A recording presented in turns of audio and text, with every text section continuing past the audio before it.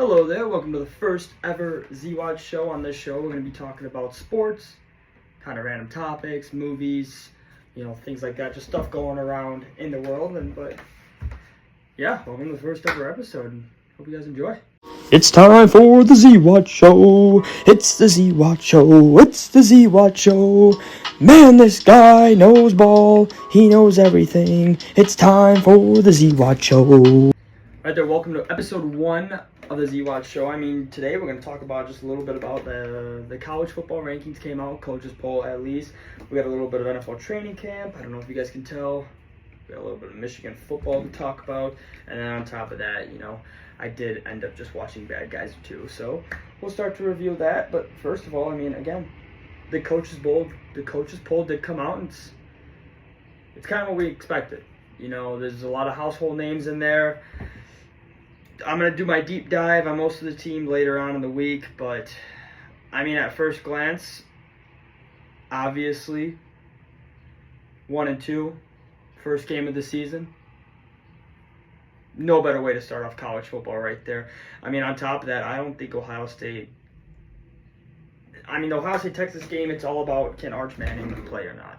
That's what it really comes down to. Texas is the better team. I think Ohio State lost a total of, I believe, probably about 28 guys, 17 to the draft, as well as 11 to just, the transfer portal. They do have a true freshman quarterback coming in who's supposed to be as good, not as good as Bryce Underwood, but, I guess we'll see as the season progresses. But I expect Ohio State to take a little bit of a step back, especially if they're going to start off 0-1.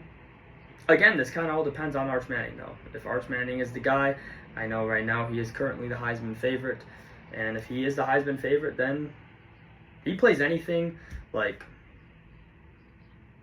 an honorable mention quarterback, Texas is going to win this game by double digits. I know it's in Columbus and everything, everyone's excited, but Texas is the better team. Again, Ohio State was led by a crap ton of seniors on defense. I know Caleb Downs is coming back, but other than Caleb Downs and Jeremiah Smith, there's a lot of question marks within that Ohio State team. So I would expect Texas to be remained at that number 1 spot at the end of week 1. But looking back down on this list too, even at spots 3 and 4, Georgia's just there, just kind of out of respect from it just being, a household name. A lot of question marks with Georgia this season, but again, it's still Georgia, and you kind of have to put respect on to Kirby Smart. And number 3, you got Penn State. I'm going to be honest, I'm calling my shot right now, episode 1. As a Michigan fan, this hurts me to say it, but I think Penn State, as long as they don't run into Texas, they're going to make the college football championship game. Again, Drew Aller, he's the guy. I know late in the playoffs, the game they lost at the end, he fucked up a lot. He missed some throws that he should have hit. And Penn State might have been in the national championship game instead of Notre Dame. That was the game I thought Penn State should have won. But anyways, this is Penn State's most experienced team. They're kind of on that same trajectory Michigan was in, 2018, 2019, skip the COVID year, 2021. They're just going to keep getting better and better. They're finally winning big games. Again, Penn State won some playoff games, so they technically did win, a big game finally. But yeah, I think this is the year they finally beat Ohio State. And yeah, if I was a betting man, I'm taking Penn State to win the Big Ten. That's just what I'm saying. Down below, Clemson is ranked at 6. I'm glad they're getting the respect that they deserve. Obviously, I believe Clemson is a top 5 team going into this. Not that high on Notre Dame this season, but it is Notre Dame. Again, they're independent. Notre Dame's always going to be good. Probably in the next 10 years, Notre Dame's going to make the playoffs 7 or 8 years. Again, is it just due to scheduling, them being independent? But again, Clemson with Clay Klubnik this year, Cabe Klubnik this year, this is his year. If he's that guy, he's going to have to take that big step that everyone's expecting him to take. He's been taking little steps, as he's gone on in his career. But, this is the year. This is the year for Clemson. They really have no other competition in the ACC. I know they have Miami ranked 10 here. I think Miami's going to be extremely overrated, and I wouldn't be shocked if they're out of the top 25 by the end of the season. I'd actually be more surprised. They might be 20 to 25, but I'd be shocked if Miami is anywhere in the top 20, to be honest. I don't think Miami has a chance. Carson Beck Although he won a national championship at Georgia, I never believed he was the guy. I just thought Georgia was just so dominant that it didn't really matter. Obviously, you need a decent quarterback, but not someone who's going to carry a team like Cam Ward did last year. And even with Cam Ward, who was the number 1 overall pick, who's, besides Travis Hunter, my pick to win Rookie of the Year, I don't think Miami stands a chance. And again, the ACC's, it's Clemson's. As long as Cape Coleman stays healthy, Clemson's winning it all. Next up, you have Oregon, Alabama, LSU. Again, those teams are kind of where they should be. Very good. Very good. Alabama with Kalen DeBoer missing the playoffs this year. If Alabama misses the playoffs this year, though, I think the sorority girls might get angry as well, too. And all they know is Ryan Hollywood Williams, but yeah, Alabama needs to make the playoffs this year. That's as plain as simple as it gets. If they don't, people are going to be coming for his head, and that's kind of scary. I know, Dante Moore, Oregon quarterback, Oregon's going to be good. I mean, obviously they're going to have a massive test against Penn State. That's going to be where College Game Day's at. Week 4, I believe that game is, and that's kind of going to be kind of the setting of the Big Ten landscape. I mean, Ohio State's going to come in with at least 1 loss. I'm pretty positive the rest of their schedule up to week 4 is going to be pretty easy, so they're going to have 1 loss. It's kind of going to be, Penn State, Oregon's kind of who gets on top of that Big Ten right away. Even including the Big Ten, Illinois 12. I really like Illinois at 12. I really like Illinois' quarterback. Again, it's about time. Illinois is good. My grandpa's a massive Illinois fan. He's been getting sick of these 8-4 seasons, 6-6 mediocrity.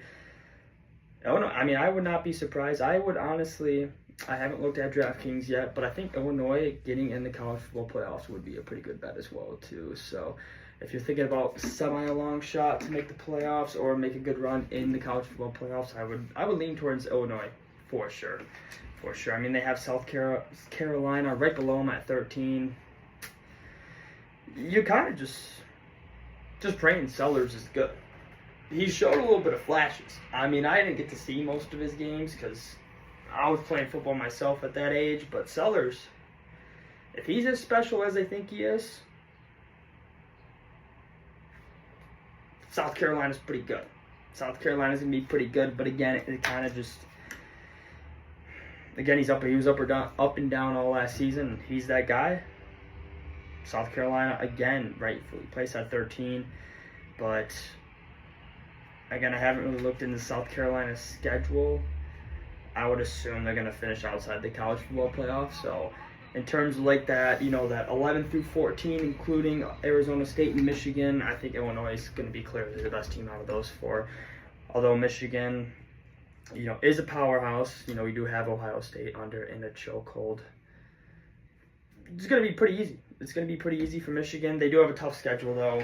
I knew that. Honestly, with the merger of both the conference, SEC, Texas, Oklahoma going in there, and now the massive Big Ten where you just ate the Pac-12, every single schedule is going to be difficult. So it's kind of just whatever. Arizona State, I expect them to take a little bit of a step back. I mean, although Sam Leavitt is that guy, and I do believe in him a lot. Sam Leavitt, he's the man. He's the man of Arizona State. I know a couple girls that go to Arizona State. All of them are pretty obsessed with him. They think he's the hottest thing on the planet. Not only is he hot, but he can throw that damn football, let me tell you. But again, not having Cam Scatterboo, who's kind of just the heart and soul of that team. I mean, you saw what he did against Texas. I'm still upset about that game. You call cover 0 blitz, and you got to get home. But, 4th and 13, Quinn Ewers was a beautiful throw up the seam, and Texas is into the Final Four instead of Arizona State. But I bet they will take a step back, this year. And then going down that list, Ole Miss, Florida. Florida's always super talented, but like every Florida team in the last 10 years, they always end up letting you down, and I don't see, that being any different this year. Indiana kind of... Their fans are going to be riding high into the season, and I don't blame you guys. You guys finally broke into the playoffs, but again, it was kind of due to maybe an easy schedule. Just maybe. Sorry, Indiana. I do expect you guys to take a step back. I believe they have you guys at number 19. I see. Even looking through the schedule, you guys scheduled a bunch of D2 and D3 teams. I don't think Kennesaw State, Old Dominion, Indiana State, I think those are all 3 FCS teams.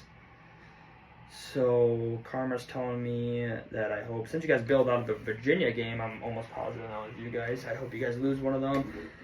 But again, right when you get into Big Ten play, Illinois, Iowa's always a tough game. Then you got Oregon, and you got to win. Michigan State's going to be bad again this year. The Little Brothers, and then UCLA. But you still have to play. I mean, you have Illinois, Iowa, Oregon, back to back to back. Those are 3 games that I believe Indiana could definitely lose, especially Illinois. And that's a game I'm going to tell you right now, I might hammer Illinois to win that game and cover the spread. I mean, Indiana's going to come in 3-0. They're probably going to be ranked in the top 15 because they're ranked 19 right now, and they're only going to go up and up and up because some of the top teams are going to lose, whatever, but Illinois is going to murder them in week 4. And then Iowa's going to be a tough match. Oregon, I expect them to win. Maryland, I haven't done much research on Maryland, but they're never a walk in the park, just, knowing that program for the last 5 to 10 years. I know as a Michigan fan, we normally play them the game before Ohio State, so we always struggle badly against them. And then they got Penn State and Wisconsin as well, too. So Indiana could definitely finish. I would assume they're going to finish 8-4, but definitely take them a step back from next year. They're definitely not going to have that hype. And then, even going down the list more, yeah, not much. I don't really have much to say about 25-20. I think they gave Boise State kind of that 25th spot just out of respect for what they did last season. They don't have Ashton Genty. They're not going to have a lot of their guys. But I understand why the coaches did that. You just kind of have to put them there at 25 just out of respect. But I would expect them. It is still Boise State, so I shouldn't doubt them that. It is Boise State. What am I talking about? But they're definitely not making the college football playoffs like they did last year. I just don't see that happening unless they got a guy behind Ashton Genty that is, a mini version of Ashton Genty.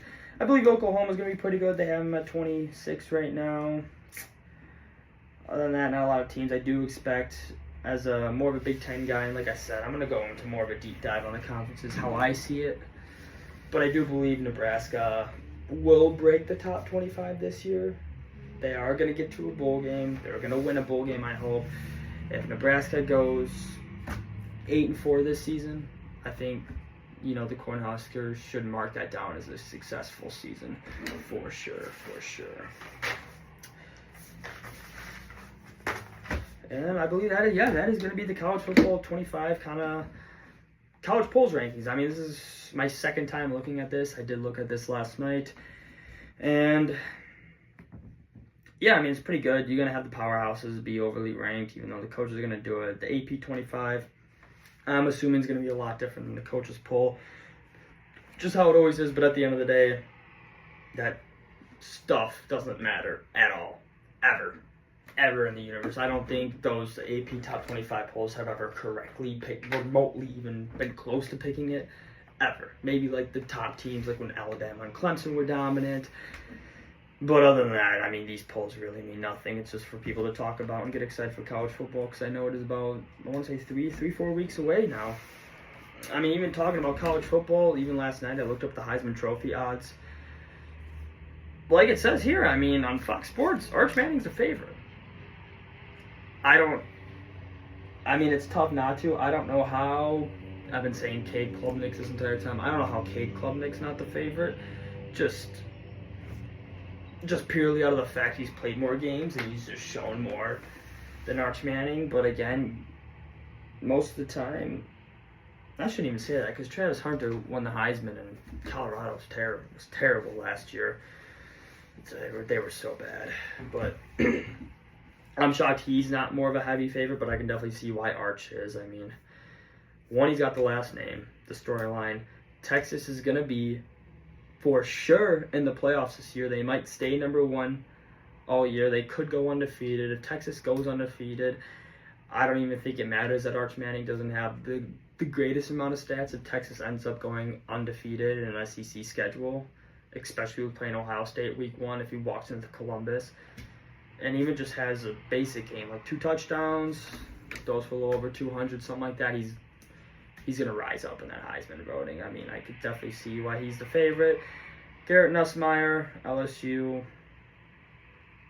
I liked him. He doesn't pop off the page like me, like the other Heisman Trophy winners, like Jeremiah Smith, even guys like Manoah Sellers, who, again, like I was saying, as up and down as he was last year, he's special.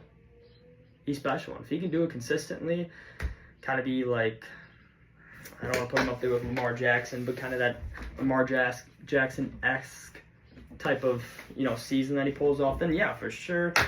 I mean, Julian Sayin, I'm an Ohio State hater. Again, I've never seen this guy throw a football in a game. So, I guess with the Ohio State offense, Ohio State.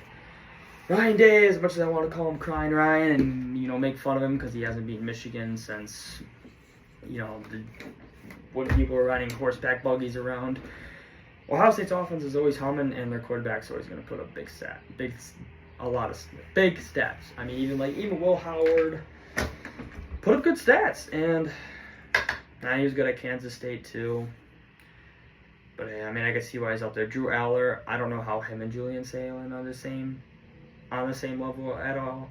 I think when Penn State goes up, when they do play Ohio State, again, I need to double check the schedule. I don't know if they play in the regular season, but I feel like those two teams are going to end up, as much as I hate to say it, in the Big Ten championship game or meet in the playoffs. I don't see, even with Ohio State taking a step back this year, they're just, I hate them, but you got to put respect on them. I don't think there's a way Ohio State misses the playoffs. They still have two, you just go pound for pound, best players in college football. They do have the two best college football players, in my opinion, or at least two of the top three, two of the top five, whatever you want to argue with that.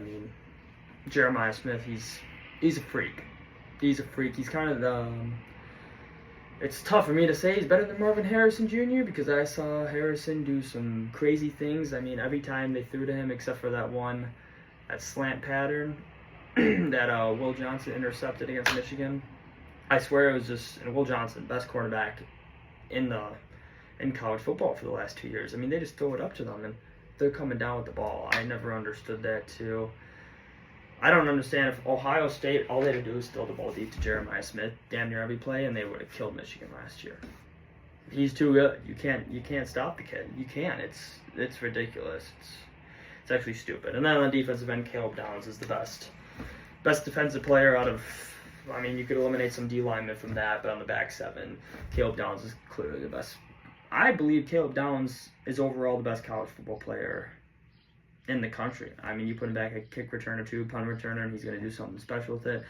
Please don't kick to him, Michigan. I'd rather not see that guy run around and score, kind of like Julius Peppers back in the day. But yeah, others listed on the Heisman Trophy. The one bet that I do like, that I hope he doesn't do good, but I was a big fan of him at Washington State, was John Mateer. He was electric at Washington State. And if Oklahoma can get buzzing, they got that big test against Michigan in week 2. But if they can get going, I like John Mateer. That's kind of my long shot not like long shot, but on this Heisman list that I'm currently looking at, he is plus, 2,500. So, like it says here, you bet 10, you win 260. I don't think that's a bad bet at all. I think I might throw 20 on him just in case. I don't think he's gonna win it, but $20 to potentially win. What is it, 520? I don't think that's a bad bet at all, and I believe that John Mateer, if Oklahoma has a good season and beats Texas and wins a couple good games and just sneaks into the playoffs, and John Mateer has one of those seasons where he puts up crazy stats, I could definitely see him sneaking in, as long as, guys like, Nussmeier, he's going to have just a stat sheet stuffer every single game to win the Heisman. I don't think there's no other way. Arch Manning has a name. Cade Klubnik has the story as well, too. Same with Sellers. He's just so electric. So it's going to be tough for him to win the Heisman. Now that I keep talking, I'm kind of talking myself out of just even betting it. But that's the one long shot that I like. I don't like Sam Leavitt to win the Heisman. I feel like he's going to have a decent season, but Arizona's going to take a step back. And it's just, he's going to be good, but it's not going to be like that. And the last one, Carson Beck, too. Like I said before with Georgia, I've never been a Carson Beck guy. I think he is going to be overhyped this year, even with Miami being ranked 10, which is insane to me because Cam Ward was a stud last year. Cam Ward was unbelievable. There's a reason he was the first overall pick, and he went, I believe they went 9-3. And for a team with the number 1 overall pick quarterback who was, I mean, you could say, obviously Ashton Genty and Travis Hunter were the 2 Heisman favorites. You can argue that Cam Ward was easily the best quarterback, and he's top 3 football player in the country too. I mean, you could just watching Miami play. I mean, I only got to watch a couple games, but just watching them play, you can just. He was that guy. He's gonna be that guy with the Tennessee Titans as well too. So, yeah, that's kind of my. Yeah, that's gonna be a wrap on college football right now, though. All right, next up, we got some NFL talk here. I know training camp's going on. We've seen one game, the Hall of Fame game. I watched the first half of the Lions game just because I am a Lions fan and I wanted to watch football. I mean, football is back. It's the greatest time of the year. Everyone loves summer. I don't really care that much about it. There's only so much I could be out in the sun, tanning, swimming at a pool. I could do that anyways, somewhere indoor, maybe in my local YMCA. But football is semi-back. I mean, there's a lot of training camp news. Again, a lot of this stuff just doesn't matter at all. At all. None of this stuff in training camp. I mean, you hear things about contract negotiations. It's fun to talk about a lot of different hold-ins, which is hilarious to me. This is my first time you're hearing about a hold-in. I guess you're there with your teammates, but you're really not. And people, again, none of the teammates are probably ever going to look at the guy, who's going to go get your money. Go get your money. I'll always and forever be the guy who wants players to get money. Although if it's my favorite team, I'd still be like, if I was a Dallas Cowboy, I'd be pissed about Micah Parsons. Like, you're getting paid millions of bucks. But you can't look at it like that because he's worth way more than what he's getting paid with the production he has. He's elite. He's probably, I mean, it's him, Myles Garrett, T.J. Watt as a 3, and Aiden Hutchinson. Aiden Hutchinson is going to lead the NFL in sacks, by the way. That's just a little side note there. But yeah, a lot of news. I mean, to start, the Hall of Fame game, kind of football's back game. I'm happy. I got to see one of my favorite players of all time, Jared Allen, get kind of the recognition he deserved with the celebration, which was absolutely iconic. That Vikings team that he was on with Brett Favre and Adrian Peterson probably will go down as, I'm not even a Vikings fan. I was a Brett Favre guy, maybe not that much anymore. Just, a little bit of what he's done, but, But yeah, no, I think that team would have won the Super Bowl that year if Brett Favre didn't decide to throw it across the entire field like an idiot that he is. But yeah, I mean, anyway, so a little bit about the game. I hope this is an indication. I know it was all third string backups that were playing. Some of these guys won't even make the team. So I'm praying this is an indication, but if it is an indication, it looks like coordinators might have mattered. Looks like Dan Campbell might not have found his guys at coordinator. Again, I won't know until, I'm going to give them time. They're going to have about 6 to 8 weeks before I start imploding and screaming at my TV every single day, even though I'm going to yell at it after week 1 with the Lions. But yeah, I mean, I'm still excited for the season. I do trust Dan Campbell. Again, none of our guys were out there. We still have the best running back duo in the NFL. So, but yeah, that's, hopefully coordinators don't matter. I know Aaron Glenn went to the Jets, which haven't been hearing much news about the Jets organization, but what's there much to expect about the New York Jets? I mean, they're probably going to end up going 5-12 again. Hopefully Justin Fields is okay. I'm actually, even though he's an Ohio State guy and a Chicago Bears guy, I am rooting for him. I've always liked Justin Fields. I hope he can stay healthy, and I always root for guys who struggle. People shit on them. They kind of get to the bottom of the barrel, and then they kind of make their way out. That's why my favorite quarterback in the NFL, besides, of course, Jared Goff, is Baker Mayfield, just because I love a good underdog story. I love it. I love how Cleveland shit on him, and now he's dominating with the Bucs. If Lions aren't in the playoffs, I'm a Bucs fan. That's just how it is for me. I mean, and then with the biggest news out of training camp, like I said, the Micah Parsons situation. Jerry Jones, see a lot of people saying this on the internet. It's kind of just that one uncle who says the wildest things, and you just hope to God he just shuts the fuck up. That's kind of what Micah Parsons' situation seems like to me. Jerry Jones, just pay the fucking guy. I mean, I think he's got to be 80-something now. And just pay him. You're trying to win a Super Bowl here. You need a dominant edge rusher. What you should be doing is getting rid of your quarterback. I know everyone talks about him, Dak Prescott, but that's who you should be getting rid of. You're not winning a Super Bowl with Dak Prescott. You just can't. He's a good quarterback. He's an average quarterback. I mean, I don't know the rankings right now of quarterback. 32, about 16 to 20. That's the range I'd probably have him in. Haven't done any type of rankings. I did no preparation for the show. I just kind of sat down and decided to talk a little bit about a football reading. I looked up biggest NFL news training camp. That's what I do. That's what I did. But yeah, Jerry Jones, just pay the guy. I don't understand why you don't. You're trying to win a Super Bowl before you die, and as much as it sucks to say, you don't have that much time left. So I would be doing everything in your power to win a Super Bowl. I want to get in these little baby grudge matches that won't mean dick. Anyways, the next thing, the Cleveland Browns quarterback situation.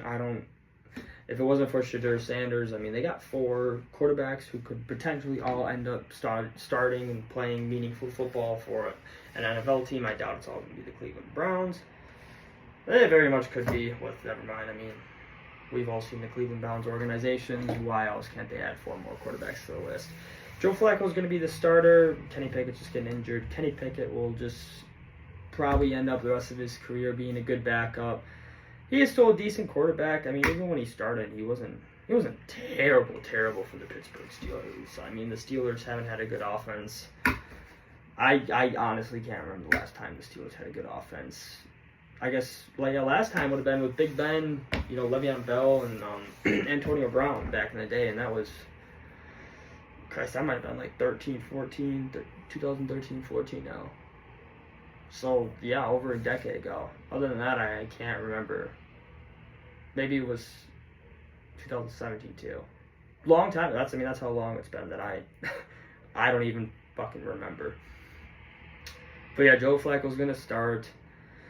I'm a big Joe Flacco guy, so I hope he does good, but I already know they're going to look for the first sign of him not doing something right, a couple picks, and they're going to throw in Dylan Gabriel, or... It kind of sucks for Gabriel, too, because even last year, just watching college football, as much as I did, he's better than Sanders. He's just better. Just the way he throws with anticipation. He's better, but it sucks because if Gabriel, he's a rookie too, so he's gonna come in there and probably struggle a little bit. And the fans, the media, all they're gonna want is Sanders. So I fully expect Flacco, Gabriel, and Sanders all to play meaningful football for the Browns this year. I have a feeling Kenny Pickett's just gonna be injured and kind of left to dry. He's kind of in a no-win situation with the Browns, which is kind of unfortunate for him. I hope they end up trading him to a team that just needs a backup quarterback. As a Lions fan, I wouldn't mind to take him. I don't know how much I believe in Hendon Hooker yet to be our backup, but yeah, wouldn't mind him.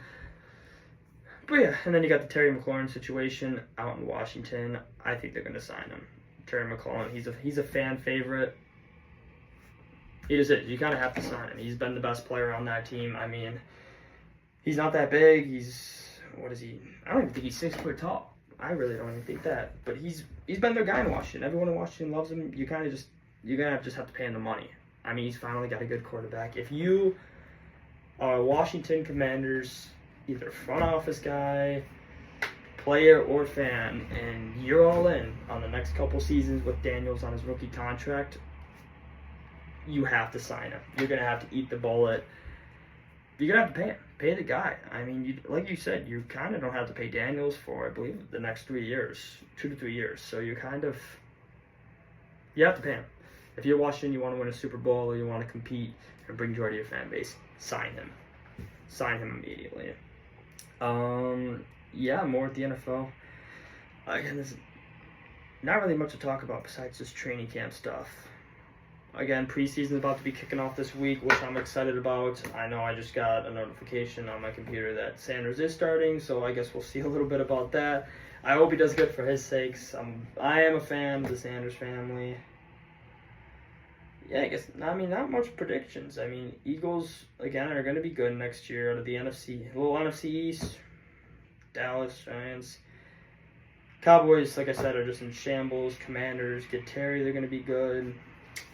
AFC East, Buffalo Bills, I mean, Josh Allen's still the guy. I'm rooting. I want Josh Allen to win it all. I want the Bills to win it all. As a Lions guy, I think the NFC North is going to take a little bit of a step back this year. I know J.J. McCarthy's going to be stepping in that role as a Vikings quarterback, but yeah, I don't think I'm missing any crazy other big news during training camp. I know I talked about Justin Fields, the power rankings. I guess Aaron Rodgers coming to the Steelers. Again, he actually, if you looked at his stats, I know the New York Jets sucked last year, but if you looked at his stats, I'm pretty positive. Aaron Rodgers had a decent, for just an objective standpoint, not from an Aaron Rodgers standpoint, but from an objective standpoint, Aaron Rodgers had a decent season last year. I think this should be his last one in the NFL, or maybe he's got 2 more left. I know they just signed him on a 1-year deal, which is smart for not only him, but the Steelers as well. I mean, I would not be surprised if the Steelers made the playoffs. I know the NFL power rankings, if I just look it up right now, they're going to have them way too high just because they always kind of overhype the Steelers just because they're kind of that brand name, but it's not even loading for me. But yeah, the Steelers are just, they're going to be good. They're going to be good. They're going to be good for sure. AFC South, who the fuck knows?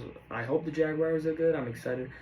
The Travis Hunter situation, I mean, I'm talking about the AFC South right now, but with Cam Ward, Tennessee, I think Cam Ward's going to be an absolute stud. I really do. He's special. Although I am one of those people who I hated that he sat out the second half of his bowl game, just because I'll always forever hate stuff like that. I understand why he did it, and as much as I just said I hate it, I'm never going to hate on it. Even though in the moment I was like, this guy's, I don't want to say it because Cam Ward is the guy, so I'm not going to call him a pussy for doing that, and I understand why I didn't. Because if he did get hurt, he's kind of fucked, and it fucks up his entire life in the NFL. So I don't blame him. Always do what's best for you. That's what I've learned at my ripe age of 23. Jaguars, I mean, Travis Hunter, I think this coaching staff, this GM, they're going to let him go. They're going to let him play receiver. They're going to let him play DB as much as he wants.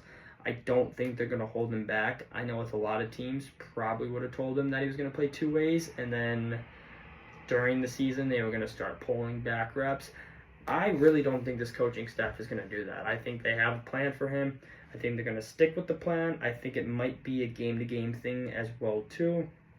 I wouldn't be surprised if they just give him a week off, just in like kind of not a meaningless game, but maybe just give him like 10, 20 plays in a week. Kind of not throw away the game, but kind of throw away his usage in a game, because you can't, as much as people say you can't do what he did in college, in the NFL, that much with that much usage. I believe he thinks he can, and I know a lot of people think he can. And it's tough to doubt him because he's shown that he can, but it's good. Again, they're going to have to pull back on him a little bit just because he's that special of a player that later in the season, if you have a chance to make the playoffs, you want him to be healthy. Like, if he's healthy in the playoffs, sure, use his uses as much as possible. But in terms of just, a regular season game against, I don't know, say the Indianapolis Colts when they're struggling because who's even going to be the quarterback this year? Is Richardson the guy? Probably not. Who even knows? But if they're playing against the Colts and I'm Travis Hunter, I wouldn't give him a week off, but I wouldn't play him at all. Texans, C.J. Stroud took a step back his sophomore year.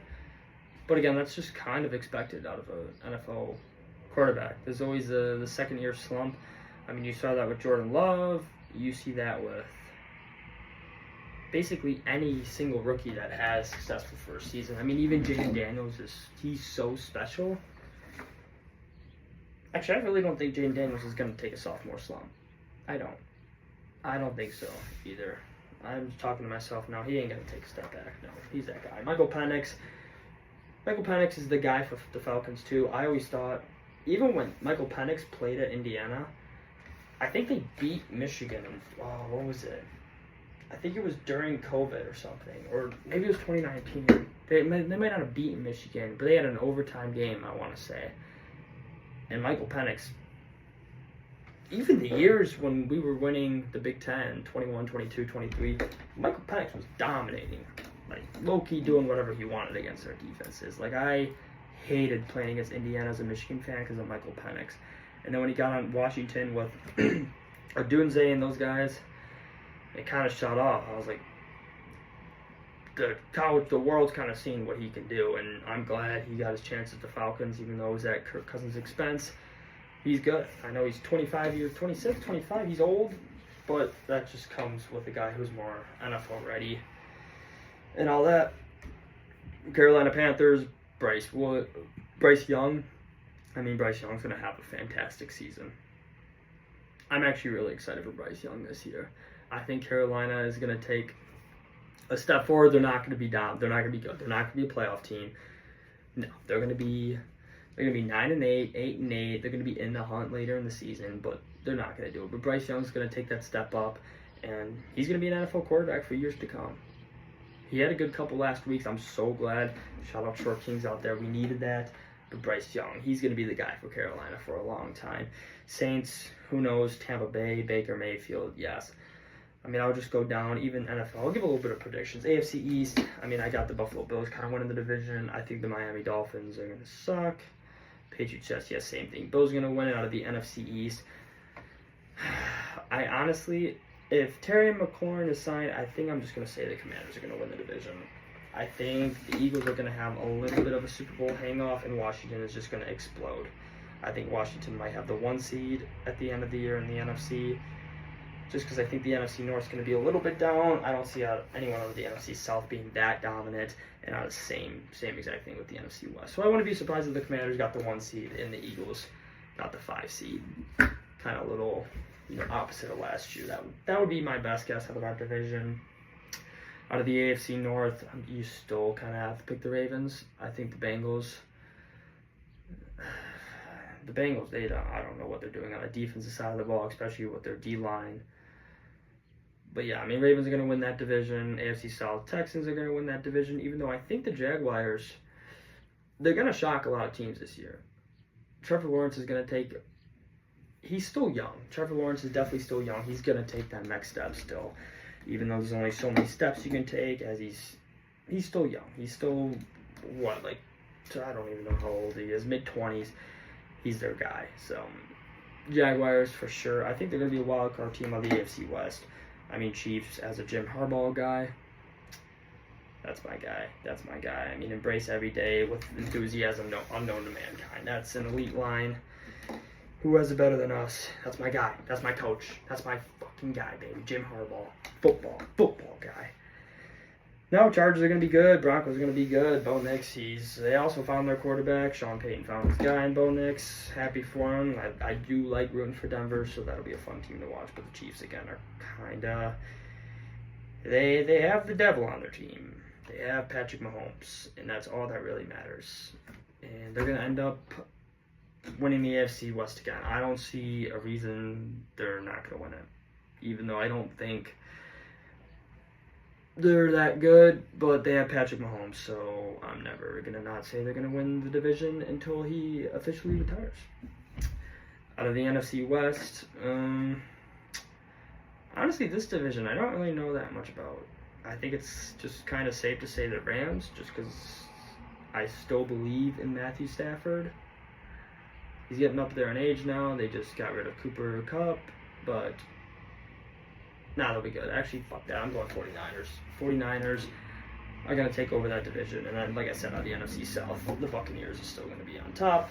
NFC North, kind of the division I really care about as a Detroit Lions fan. Detroit Lions, as much as I want to say we won the Super Bowl this year, I think last year was our best chance to win one if, obviously, our defense decided to stay healthy and didn't decide to just shit their pants and decide to have every single injury in the world. I mean, Aiden Hutchinson, I think, didn't end up the season leading our team in sacks, but damn near, which is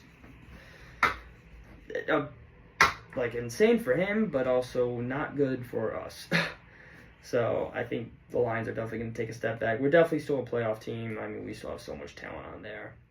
But we're not going to have the record we had last year, not the dominance that we were having. I mean, I believe at one point we were the Super Bowl favorites, and that's definitely not happening. There's definitely a way we could still win the Super Bowl. Obviously, it just comes down to, do we get along with our coordinators? Essentially, those are the two big losses that we had over the offseason was coaching. So Ben Johnson was a weapon. We did a lot of trick plays. Ben Johnson was the GOAT. And I'm scared he's going to do the same thing with Chicago Bears. I'm just kind of hoping that Caleb Williams just isn't the guy, even though I think he is. For a rookie, Caleb Williams had just a fine season. People were freaking out because Jaden Daniels had such a good year, but Caleb Williams he was fine.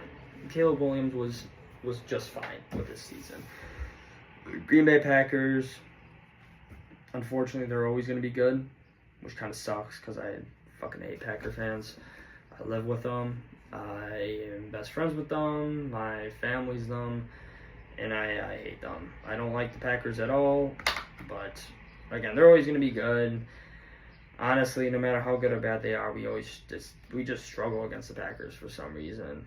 That's just how it is. The Vikings are going to take a step back. As much as I love J.J. McCarthy, last season was just kind of a fluke. I mean, we kind of saw that in the playoffs, the first game. I mean, how do you have that good of a season and lose in the wild card spot? I mean, the last couple of weeks for the Vikings was bad. I know Sam Darnold, as much as people want him to be the guy, just wasn't the guy, but the Vikings just kept winning games, so they just had to keep riding with him. I mean, I still expect the Lions to win the division, even with a down year, but the NFC North just simply won't be as dominant as it was last year. But yeah, that's kind of all I have right now for my NFL review. Obviously, the season hasn't even started yet. We had a couple preseason games this weekend, but yeah, as of right now, that's kind of at least my personal little NFL rundown without doing very much research. So yeah, there you go. There's the NFL little rundown from Z-Watt. Alright, and now, like I promised, a little bit of a movie review too. I don't know if you guys saw Bad Guys 2. I'm a bit of a movie nerd as well too. Bit of a movie nerd. So I've seen Fantastic Four. I thought that was a good movie as well too. Especially the end credit kind of came into the Doctor Doom. It's about time they kind of introduced Doctor Doom into the Marvel universe. I know he's probably gonna do a face reveal to Marvel characters. My expected timeline for that, I know I was saying this was gonna be a Bad Guys 2 review, but I know Fantastic Four is more of the popular movie. I believe Doctor Doom's gonna show his face to the next Spider-Man movie, which I believe comes out next July. So that's exciting in the Marvel world. But yeah, no, Fantastic Four was a good movie, I thought it was better than the last Fantastic Four movie, that's for sure, with the one with Michael B. Jordan in it and Miles Teller. That was not a good one, but that one's a good one. But in terms of Bad Guys 2, I think it's right up there with the first one. I mean, the first one was pretty good. I still watch it all the time. One of my roommates makes fun of me for watching it because he doesn't really like the animated stuff, but I thought it was a really good movie.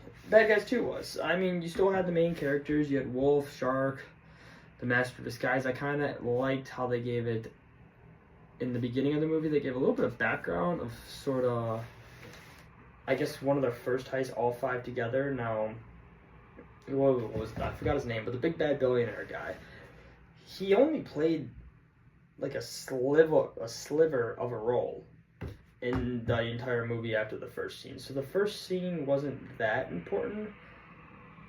I guess I like how they transition into, like I said, the first heist together, and then how they're trying to be nice guys. I know Mr. Wolf was kind of riding his car. I don't even know what car called. It was a shitbox of a car. So I'm kind of glad that kind of worked. I like the beginning of the movie, and then even that, I mean, Chief or Commander, whatever. What was it? Yeah, Commissioner. She kept trying to call herself. They would never call her Commissioner as well too.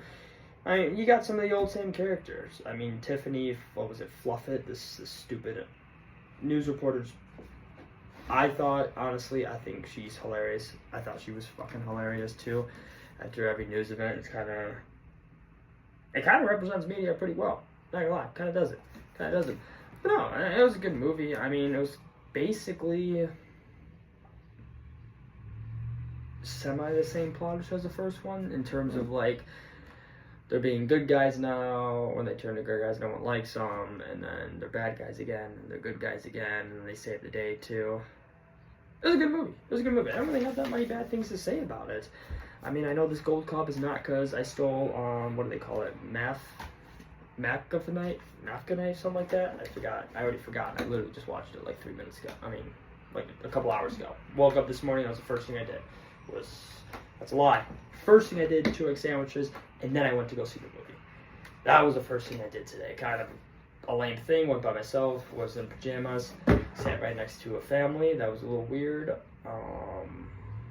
Definitely someone in that movie theater thought I was a creep. 100%. But that's okay. That's okay. Because I was just eating my popcorn, enjoying the movie, but I did not use oh my god, I have it right here. Macafonite to steal the gold. This was from Shut Up Me and my boy Connor, 2v2 golf scramble champions, open champions. Got that, shot an 84 on 18, an 82, shot 82, which actually isn't that bad, not thinking about it. Not good, but it's not bad. Yeah, actually that's not bad at all. That's not bad at all. A lot of pars, a lot of bogeys. This is what we do, alright? It's a scramble. But no, in terms of the movie, I thought it was a great animated film. DreamWorks did it again, basically. I'd probably watch 1 and 2. If I had kids, I'd take them. I'd recommend it to anyone. It was a great family movie. It had some jokes for older people. It had, a little romance in it, the little back and forth, Snake and his girl, the Falcon, or what do I always forget her name? Not Pigtail. Whatever, the bird girl, because they team up with like the girl villains, who was pretty good. I mean, Kitty Cat was in that movie a good villain. They got the professor back in there, which kind of tied the first and second one together, which I liked. It was a good movie. I keep kind of running in circles with this review, but in my personal opinion, I believe I looked it up on Google. It was about a 4.6 review from just the people at Google, which that's kind of what I go to when I look for movies. I don't go to Rotten Tomatoes or any of that junk like that. IMB or whatever it's called. It was a good movie. Like I said, I recommend it. I know any other movies I think I've watched. I think I watched Superman. I saw Superman in theaters 2 weeks ago. It was alright. If the Superman movie, this was the first Superman movie that reminded me of like how Marvel makes its movies. Like every character's more involved. It wasn't a true comic book Superman movie. So a lot of people have said about it because Superman was getting his ass kicked the entire time, and the whole plot of it was basically saving Superman, which kind of diminishes how powerful Superman is, but yeah, it's still a good movie. There's some good movies coming out this summer. But yeah, Bad Guys 2, that's my 7-minute review, or whatever it was, of Bad Guys 2. It was good. Recommend it. And yeah, I think that brings me to the end of my first ever show. We talked about college football, a little bit about NFL, and then I gave you guys a little bit of a movie review, and probably no one's going to watch this. But hey, hope you guys enjoyed episode 1. Maybe I can look back on this in a couple years and laugh. But hey, hope you guys enjoyed.